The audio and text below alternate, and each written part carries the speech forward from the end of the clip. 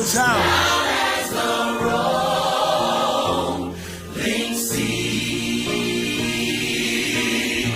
I like this part right here. Come on. Sing a song full of the faith that the dark past has taught us. Sing a song full of the hope that the present has brought us. Facing the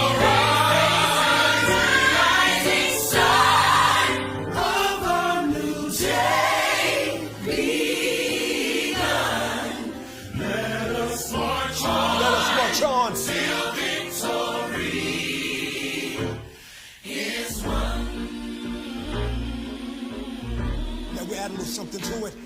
Just encourage you. We're going to take you to church later. Let's go.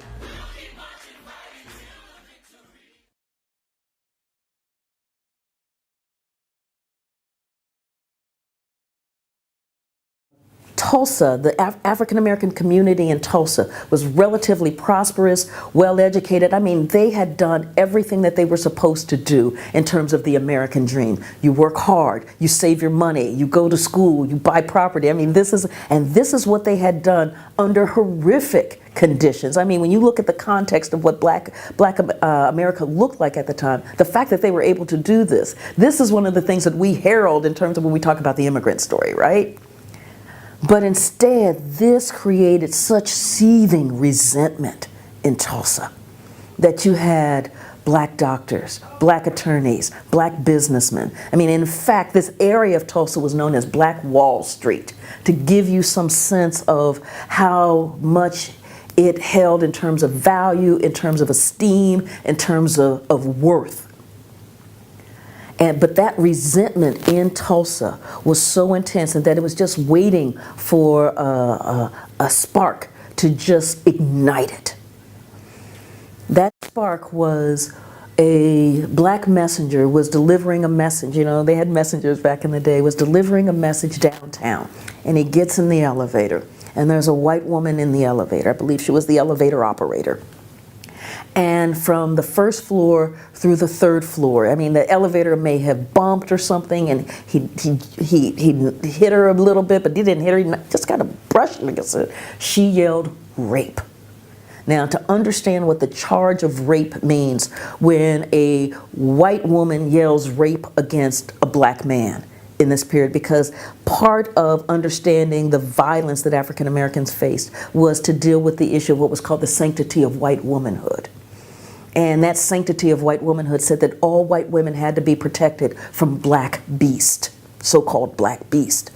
And when she yelled rape, now the charge was absolutely improbable from the first floor to the third floor. Improbable. But it was the spark. They couldn't wait because he was the son of a prominent black businessman. So they hauled him, the police hauled him down to the station.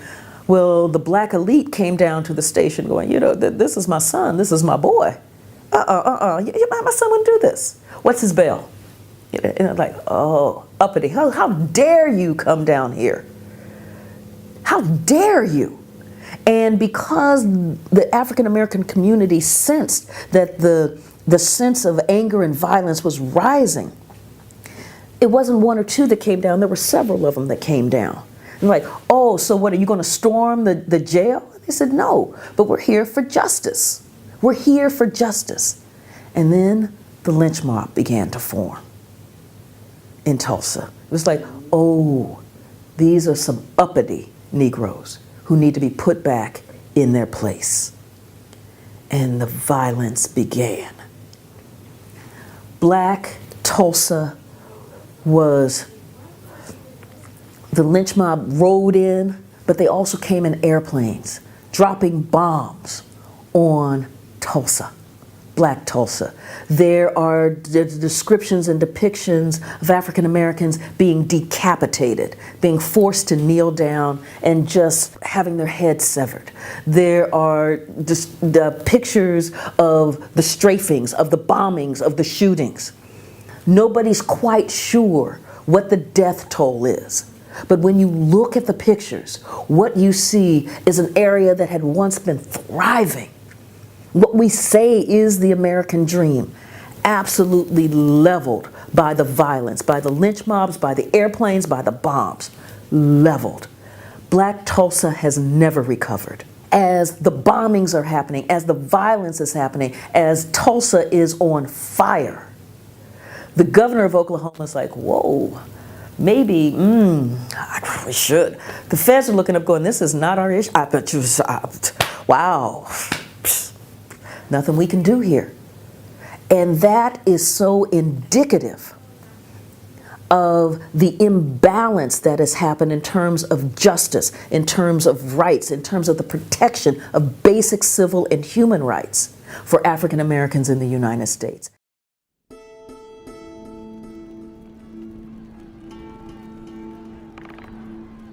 In 1921, the predominantly black neighborhood of Greenwood in Tulsa, Oklahoma was victim to one of the biggest massacres on U.S. soil. More than 1,000 African American homes and businesses were looted and burned to the ground. And for decades, the massacre went untold. White businessmen who ran the city realized that Tulsa had a huge PR problem, and they were determined to bury the story. Stop killing our people! Stop killing our people! But on the heels of the reignition of the Black Lives Matter movement, there's been national attention brought to the massacre through news outlets. In 1921, a white mob burned Greenwood to ash, as well as pop culture. The story is now getting the attention it deserves. But the massacre is only half of that story. What happened after the massacre is just as important. The real story here is the story of the indomitable human spirit. It's about these remarkable black people who had vision. They created something that was of national renown. They watched it destroyed unjustly. Most of them remained. They were resilient. They rebuilt, even in the face of great hostility.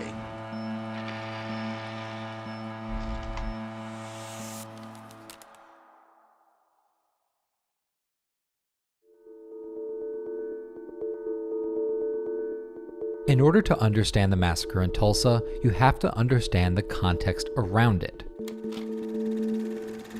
So the national context is something that sociologists and historians often call the low point of race relations in America, because there was a proliferation of so-called race riots. These were invasions of black communities all across the country. 1919 was dubbed Red Summer, with riots in dozens of cities around America in what was mostly white-on-black violence. Greenwood, however, dodged those riots and actually flourished because of the oil boom. More than 10,000 people lived there. People were coming in daily to this incredible boom town, this oil city of Tulsa. Jobs were plentiful. Plenty of people had, regular steady paychecks. It was like a main street, really. So you would have beauty salons and barbershops, laundries, grocery stores, restaurants. So this was kind of an everyman's paradise, owned by black folks, concentrated in a 35 square block area that abuts downtown Tulsa.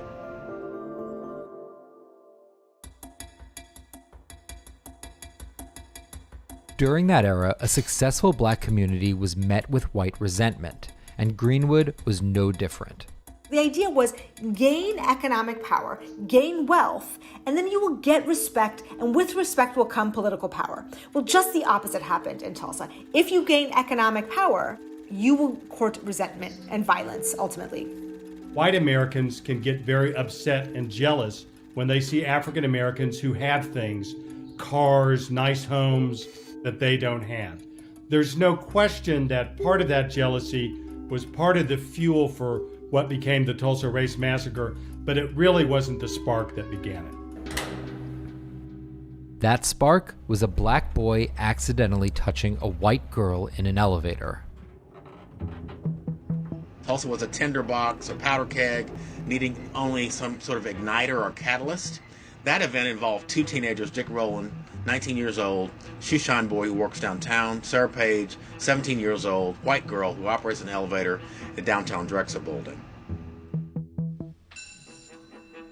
What we think happened is Dick stepped onto the elevator, he tripped, he reached his hand out, he probably grabbed Sarah Page, she screamed, and he ran out of the elevator.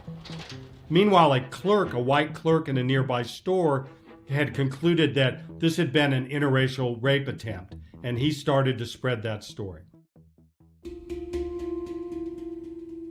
The next morning, Dick Rowland was arrested and taken to the courthouse, and that could have been the end of things. Had it not been for the intervention of the Tulsa Tribune, which the next day published an article entitled "Nabbed Negro for Attacking Girl in an Elevator." It was a false narrative that painted the portrait of an attempted rape in broad daylight in public space in downtown Tulsa. After hearing rumors that Dick Rowland would be lynched, several dozen black World War I vets assembled with weapons to confront the mob. As you might imagine, words are exchanged between the larger white group and the smaller black group. White man tries to take a black man's gun, the gun discharges. Chaos ensues. The violence lasted roughly 16 hours. Black men put up a fearless defense of the Greenwood community. But ultimately the mob spills over into the Greenwood district, burning, looting, shooting, destroying everything in sight. The destruction of Greenwood wasn't just bad, it was total. It's just like a wave that goes block by block. Both movie theaters go up, the public library branch goes up, the African American hospital is burned, 22 churches are burned, grocery stores, restaurants, everything is leveled. In terms of the number of people who died, there are reasonable estimates that go as high as 300. And Greenwood is, physically speaking, is gone. Property damage estimates range from $1.5 to $2 million, which translates to $25 million today.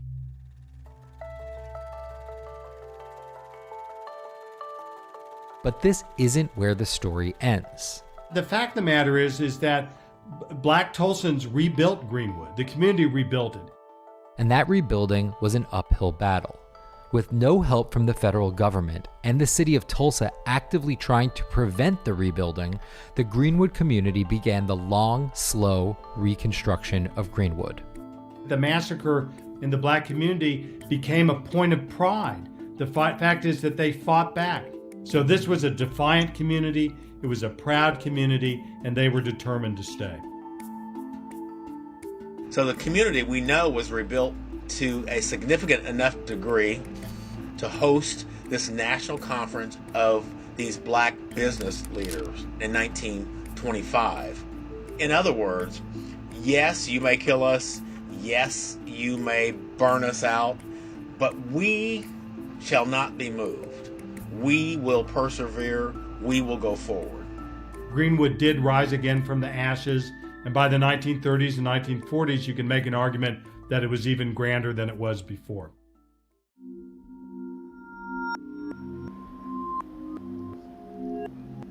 While Greenwood was able to withstand and rebuild after their neighborhood was razed to the ground, it wasn't able to withstand the second attack on the community, which was much less obvious but no less devious. The first of those attacks, ironically, was integration. And for many of us, that's counterintuitive because we embrace integration as a positive value. But when integration comes along, black dollars flow outside the community. Why? Because there are more goods and services available to black folks at better price points for black folks, and it undermines the financial foundation of the community.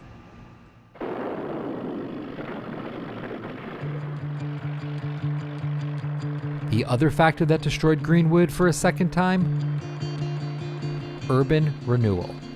Urban renewal projects often have negative effects on communities of color because those communities are often unable to stand up against urban planning done by people who don't take into consideration the thoughts and values of communities of color. One of those projects? An 8-lane interstate freeway was plowed right through deep Greenwood, through the heart of the community there. It divided the community in such a way that it's virtually impossible for the community to come back together as a cohesive whole like it was before the location of the highway.